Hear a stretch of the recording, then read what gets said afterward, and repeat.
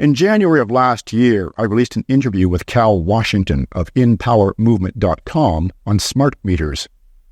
Not only do these meters put out many times more 5G radiation than a cell phone, but utility companies are using them to collect large amounts of data on homeowners. These meters can tell when you open your fridge, turn on the TV, or take a shower. Utility companies are pushing hard to get these surveillance devices installed in every Canadian home.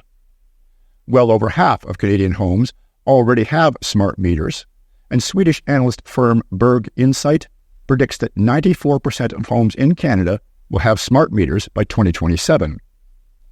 This high coverage is due in part to the fact that while technically you can opt out, there will be a heavy financial penalty, and they have very nefarious ways of collecting.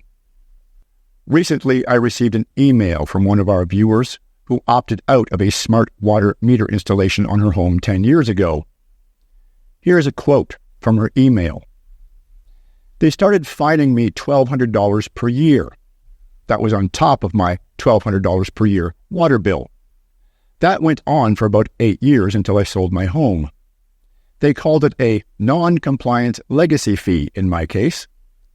The only problem with that is a fee is for services rendered. There were no services involved.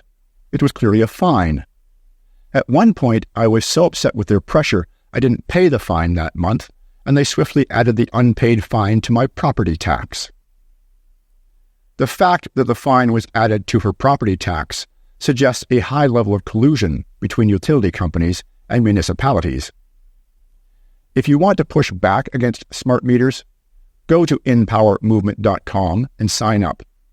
You'll be able to access the resources, including their custom-built Notice of Liability generator.